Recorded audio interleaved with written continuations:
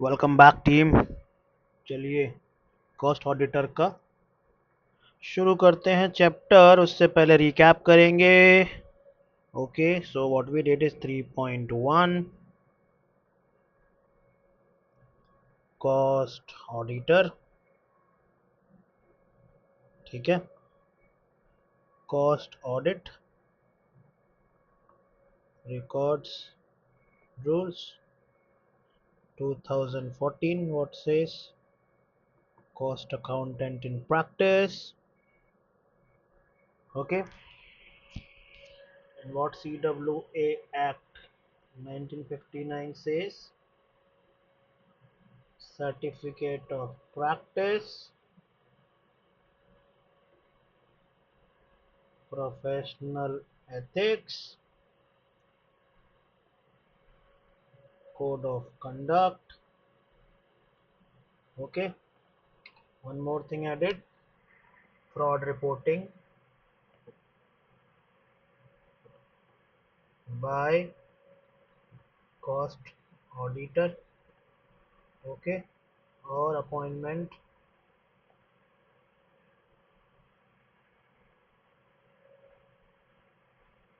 by board of directors, ये हमने पढ़ा था। ठीक है, now 3.2 I'm explaining, that is cost auditor appointment, I guess.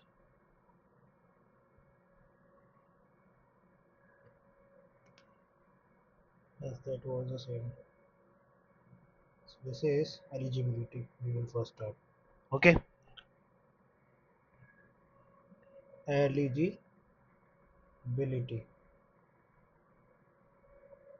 ठीक है, अपन करेंगे फ्लो चार्ट के साथ, छोटे छोटे पॉइंट्स बनाएंगे, ज़्यादा नाटक नहीं होगा, इजी टू गो थ्रू, और फट से याद करेंगे, वैसा कुछ सीन रखने वाले हैं।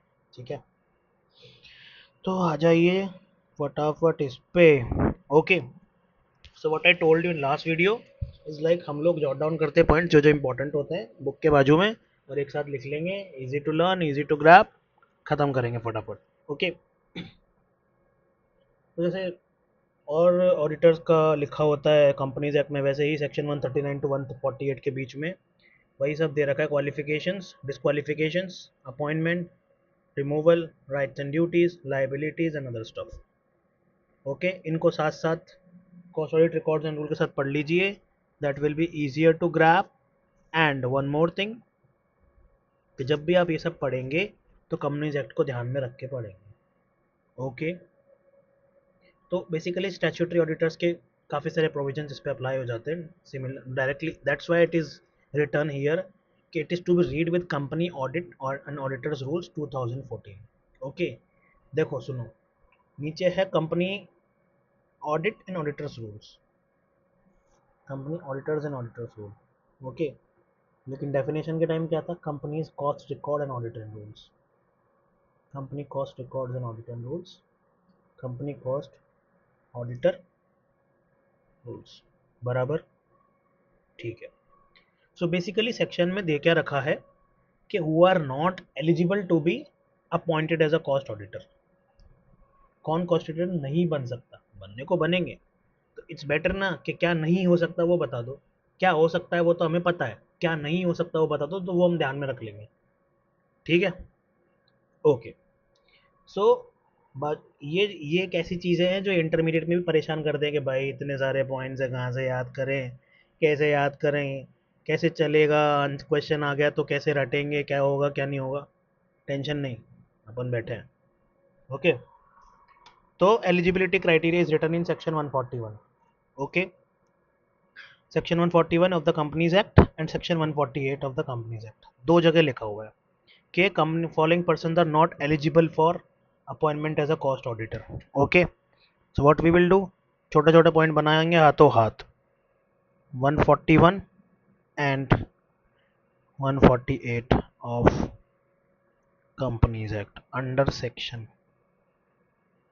148। ओके, ये हुआ, अपन ने लिख लिया वो। अब आई बात वापस इसकी, कौन नहीं अपॉइंट हो सकता है? बॉडी कॉरपोरेट, ठीक है, बॉडी कॉरपोरेट नहीं हो सकती है, बट एक एलएलपी जो एलएलपी एक्ट के अंदर रजिस्टर्ड है वो हो सकती है। ठीक है। दूसरा पॉइंट, कंपनी का कोई ऑफिसर या कंपनी का कोई एम्प्लॉय कॉस्ट ऑडिटर नहीं हो सकता। क्यों नहीं हो सकता? क्योंकि उसको अंदर की बातें पता है, तो कॉन्फ्लिक्ट ऑफ इंटरेस्ट आएगा कि नहीं आएगा, सबसे पहली बात।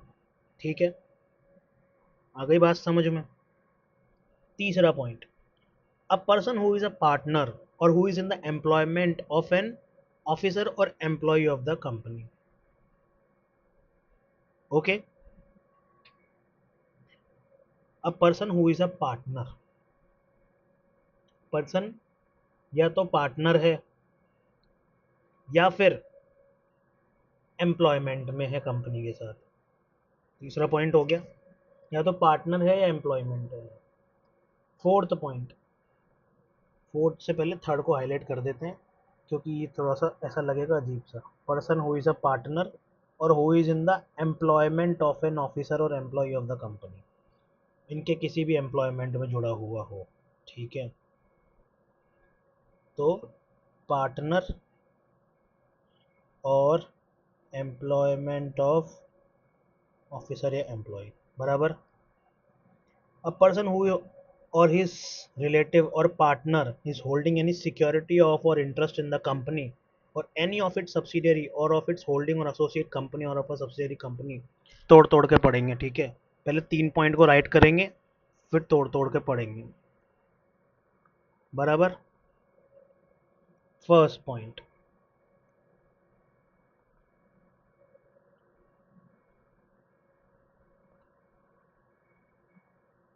फर्स्ट पॉइंट क्या है कि बॉडी कॉरपोरेट नहीं होगी, एलएलपी एक्ट में रजिस्टर एलएलपी हो सकती है। ठीक है। दूसरा पॉइंट क्या है, कंपनी का ऑफिसर या एम्प्लॉय नो ऑफ कंपनी। ठीक है। अ पर्सन, अ पर्सन, ठीक है, who is partner, okay, or in employment of officer और employee of company. Easy to learn, मजा आया?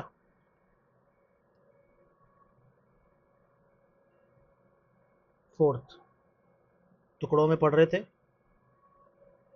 धीरे धीरे पढ़ेंगे। अ पर्सन हु और हिज रिलेटिव, ठीक है, अ पर्सन हु और हिज रिलेटिव, अ पर्सन वो खुद, ठीक है, हु और his relative, person who or whose relative or partner, उसका पार्टनर, उसका पार्टनर, ठीक है, उसका partner is holding any security of,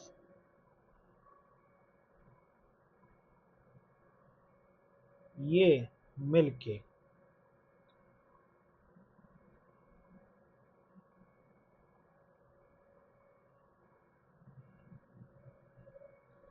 मिलके होल्ड,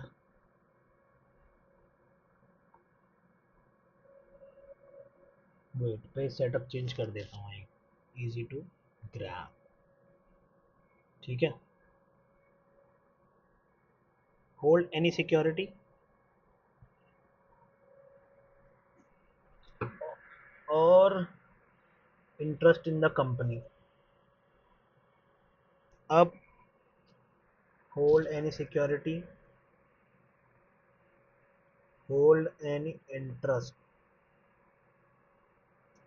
शॉर्ट फॉर्म मत लिखना भाई तुम लोग एग्जाम में, hold any interest in the company or any of its subsidiary or of its holding or associate company, in the company or any of its subsidiary, ठीक है,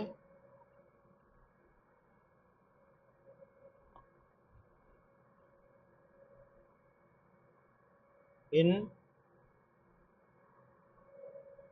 company, ठीक है, और इसका सब्सिडियरी, ठीक है, कंपनी हो गया, इसका सब्सिडियरी हो गया, और ऑफ इट्स होल्डिंग और एसोसिएट कंपनी, ओके, इसका होल्डिंग कंपनी,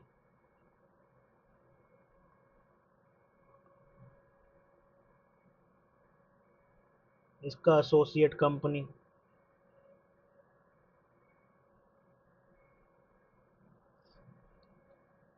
और ऑफ इट्स होल्डिंग और एसोसिएट कंपनी और अ सब्सिडियरी कंपनी और अ subsidiary of such holding company, इस होल्डिंग कंपनी की कोई सब्सिडियरी होगी तो वो भी,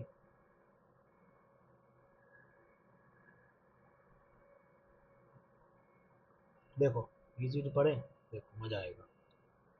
अ person who is a partner और his relative hold any security, hold any interest in the company or its subsidiary company or its holding company or subsidiary of any holding company or its associate company cannot be the eligible for becoming cost auditor, ठीक है, ये हो गया fourth point. अगला point देखते हैं, easy to grab, easy to learn, just make it right, ये हुआ। नेक्स्ट पॉइंट क्या है, relatives of any partner of the firm holding any security of or interest in the company of face value exceeding 1 lakh, ठीक है, okay, fifth point पढ़ रहे हैं, ये कंपनी है, इसके अंदर इंटरेस्ट है of face value of how much, exceeding 1 lakh, greater than 1 lakh, that means face value greater than 1 lakh, okay. अब ये इंटरेस्ट किसका है, पार्टनर ऑफ फर्म, एक फर्म का पार्टनर है जिसका कंपनी में इंटरेस्ट फेस वैल्यू 1 लाख से ज़्यादा है, तो वो कॉस्ट ऑडिटर नहीं बन सकता, ठीक है। Sixth point, sorry, relatives of any partner of the firm, sorry sorry sorry,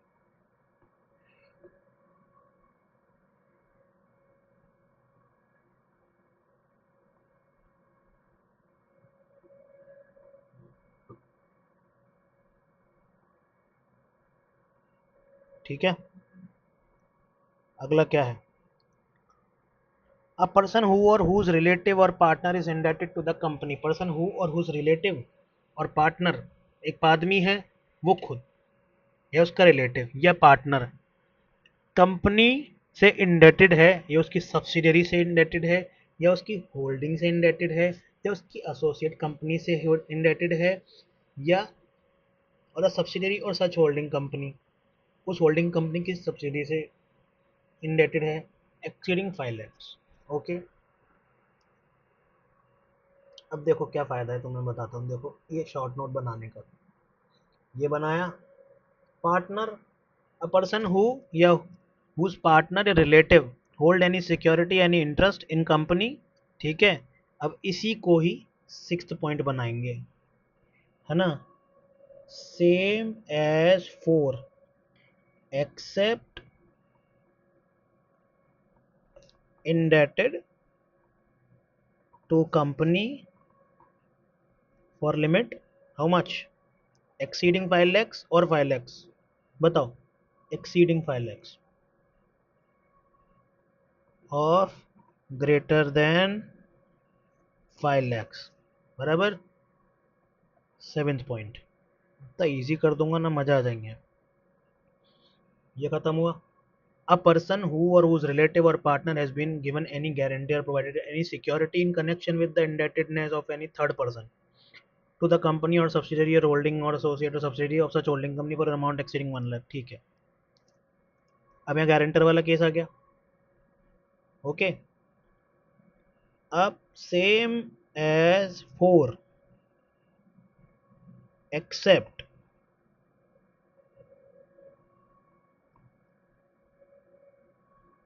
guarantee of third person indebted greater than 1 lakh. ठीक है, खत्म। इतना इजी हो गया ना, मजे आ जाएंगे। अ पर्सन और अ फर्म, ठीक है, अ पर्सन और a firm who whether directly or indirectly has business relationship with the company or its subsidiary or holding or subsidiary or whatever। ठीक है, बिजनेस रिलेशनशिप है इसमें।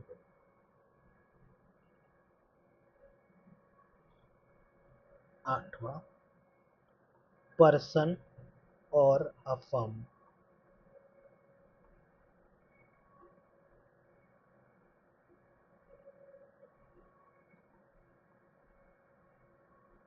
Any business relationship with company. ठीक है, with company. ठीक है, इसकी holding, इसकी सब्सिडियरी, इसकी एसोसिएट और होल्डिंग की यानी सब्सिडियरी। ठीक है, ये खत्म। ये पॉइंट हुआ। अब आ जाओ दूसरे पॉइंट पे। A person whose relative is a director और is in employment of the company as a director और केएमपी। ठीक है, नो प्रॉब्लम। क्या लिखा है? पर्सन जिसका रिलेटिव, अ पर्सन जिसका रिलेटिव कंपनी में, ये भी मजे में आ रहा हूँ, डायरेक्टर या केएमपी। ठीक है,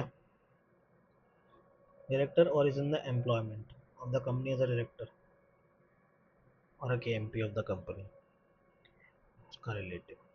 पर्सन